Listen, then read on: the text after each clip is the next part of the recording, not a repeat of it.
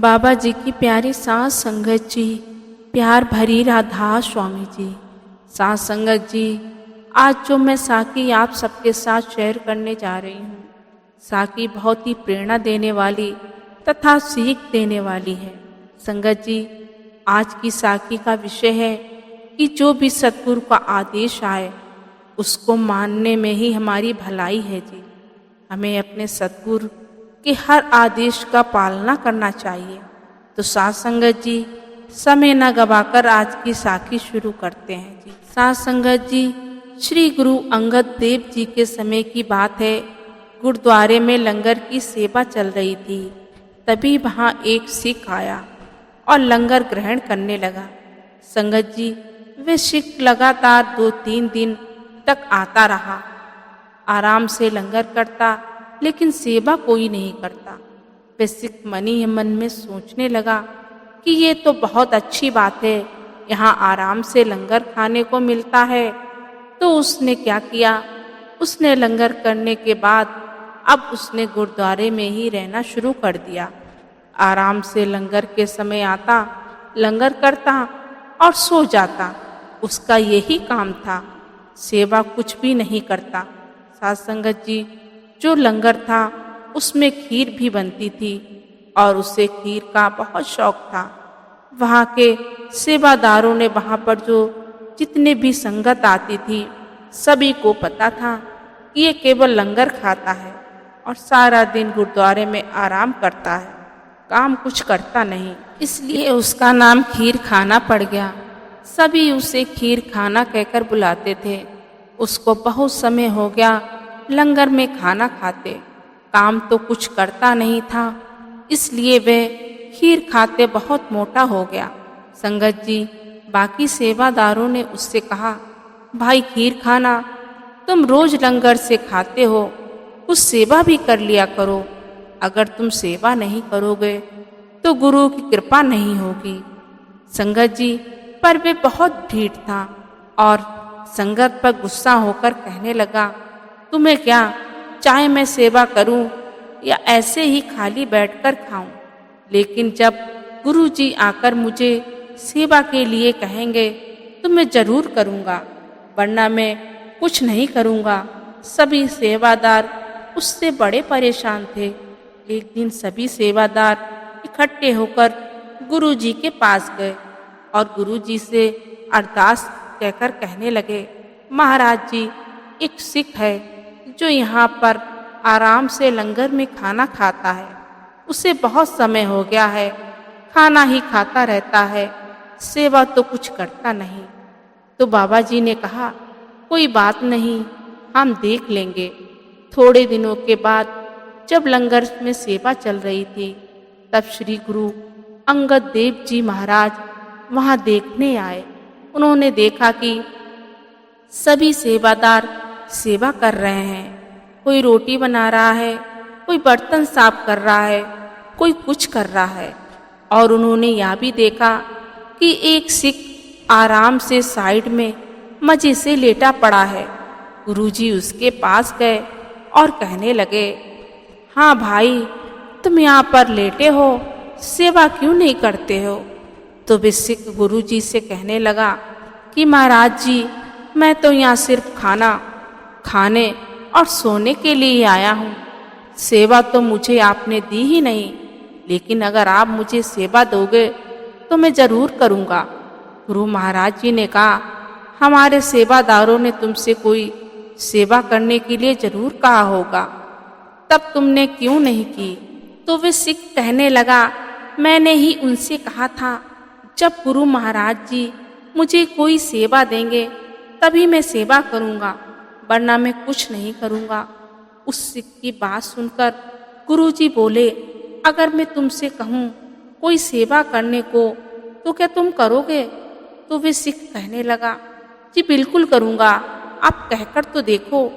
एक दिन गुरु महाराज जी ने उस सिख से कहा, ऐसा कर, तुझे यहाँ पर बहुत दिन हो गए हैं खाना खाते खाते, तुम एक काम करो, इस गुरुद्वारे में जो लकड़ियाँ पड़ी हैं उनको इकट्ठा करो और उन्हें जंगल में ले जाकर उनमें आग लगा दो और उसमें खुद कूद जाना। वे सिख सोचने लगा, अब क्या करूं? गुरु महाराज जी ने तो मुझसे कह दिया है कि आग लगाकर उसमें खुद कूद जाना।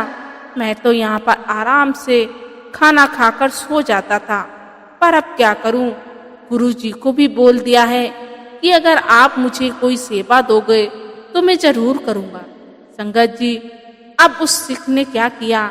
गुरुद्वारे में बिखरी लकड़ियां इकट्ठी की और उन्हें उठाकर जंगल में ले जाकर उन्हें एक जगह पर रख दिया। उसने हाथ में माचिस थी, सोचने लगा कि अगर आग लगा दूं और इसमें कूद जाऊंगा तो मर जाऊंगा। अब मैं क्या करूं? गुरुजी को मना भी नहीं कर सकता कि मैं ये सेवा नहीं कर सकता। संगत जी, इतनी देर में वे क्या देखता है कि सामने से एक आदमी भागा भागा आ रहा होता है। वो असल में एक चोर था जो महल में चोरी करके भाग रहा होता है। उस आदमी के पीछे पुलिस वाले और महल के कोतवाल पड़े हुए थे। वे सोचने लगा, अब मैं क्या करूं? मैं इस आग में छलांग कैसे लगाऊं? कि तभी वहां चोर सिख के पास आया और कहने लगा, तुम यह जंगल में क्या कर रहे हो? उस सिख ने सारी बात उस चोर को बतलाई। वह सामने गुरुद्वारा है, वहां पर मेरे गुरुजी हैं। उन्होंने मुझे ये सेवा करने को दी है और कहा कि लकड़ियों को आग लगाकर उसमें कूद जाना। वे चोर उस सिख से कहता है कि अच्छा, तुम ये सेवा करना चाहते हो? सिख ने कहा, मैं ये सेवा करना नहीं चाहता हूँ, मैं अभी मरना नहीं चाहता हूँ। तो चोर ने कहा, भाई तुम ऐसा करो, मेरे पास हीरे मोती जवाहरात से भरे थैले हैं, इन्हें तुम अपने पास रख लो और कहीं जाकर छिप जाओ या यहाँ से भाग जाओ। मैं तुम्हारी जगह इस आग में कूद जाता हूँ, जिससे तुम्हारे गुरु ने जो सेवा दी हुई है वे मैं पूरी कर देता हूँ। चोर की बात सुनकर सिख की खुशी की कोई ठिकाना न रहा। उसने फौरन थैलों में देखा, बहुत सारा धन भरा हुआ था। संगत जी, उसने क्या किया? उसने सारे थैले लिए और वहां से भागने लगा। अब जो चोर था वे क्या सोचने लगा कि मैंने तो सारी जिंदगी चोरी ही की है। और उसने गुरु के बारे में ये भी सुना रखा था कि गुरु अगर सेवा दे तो वे जरूर करनी चाहिए, क्योंकि उसमें कहीं ना कहीं अच्छाई ही छिपी होती है। वे चोर सोच रहा था कि सारा जीवन मैंने गलत कामों में गुजारा है, क्यों ना अब एक अच्छा काम कर लिया जाए, गुरु की सेवा कर ली जाए। जो सद्गुरु ने हमें सेवा बख्शी है, यानी जो हमें सेवा गुरु जी उस सिख को दी है, क्यों ना मैं पूरी कर दूं। ये सोचकर चोर ने लकड़ियों के ढेर में आग लगा दी और जलती हुई आग में कूद गया। साथ संगत जी, जैसे ही वे चोर उस आग में कूदा तो उसने क्या देखा कि सारी आग एकदम ठंडी हो जाती है और देखा कि मैं तो एकदम सुरक्षित हूँ, मुझे तो कुछ हुआ ही नहीं है। साथ संगत जी, अब वे रोता हुआ गुरु जी के पास गुरुद्वारे में चला जाता है। वहां जाकर सेवादारों से कहता है कि मुझे गुरु जी से मिलना है।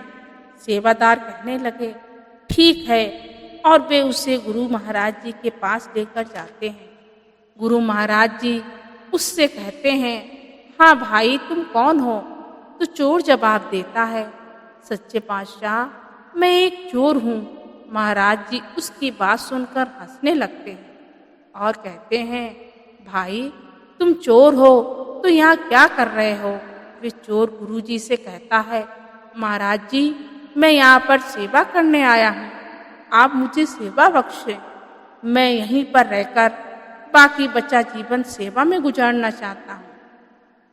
साथ संगत जी, गुरु महाराज जी उस चोर से पूछने लगते हैं, क्या तुमने अभी तक कोई सेवा दी है? तो चोर कहने लगता, जी महाराज जी, मैंने आपकी दी हुई सेवा एक की है। महाराज जी कहते हैं, कौन सी सेवा दी है जो तुमने की है? तो चोर कहता है, जो सेवा आपने एक सिख को बख्शी थी कि जंगल में जाकर लकड़ियों को जलाकर उसके अंदर कूद जाए, वह सेवा मैंने की है। लेकिन जैसे ही मैंने आग में छलांग लगाई तो मैंने देखा मैं एकदम सुरक्षित बच गया और आग भी एकदम बंद हो गई।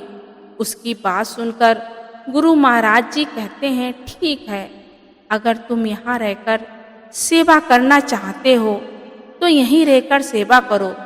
चोर कहता है कि हे सच्चे बादशाह, आप मुझ पर कृपा दृष्टि बनाए रखना। मैं सारी उम्र आपकी सेवा करना चाहता हूँ, बस आप मुझ पर अपनी कृपा बनाए रखना।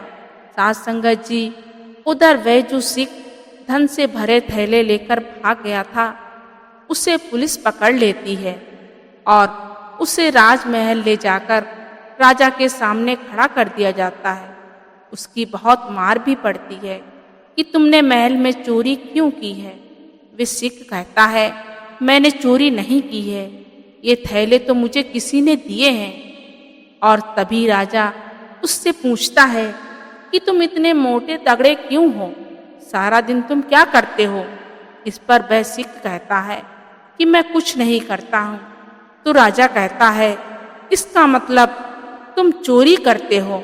और राजा ने उसे फांसी की सजा सुना दी और उसे फांसी हो गई।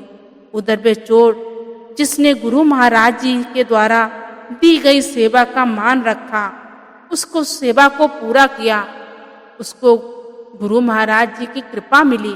साध संगत जी, साखी से हमें ये सीख मिलती है कि जो भी हमारे गुरु का आदेश आए उसके अंदर हमारी भलाई छिपी होती है।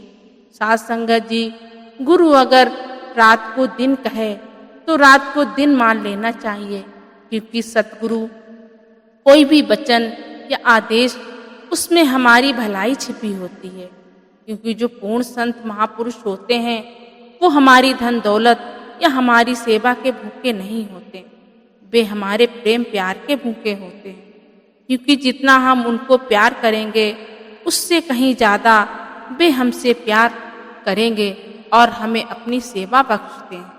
सेवा के रूप में वे हमारे कर्मों को काटते हैं ताकि हमारे बुरे कर्म कट जाएं।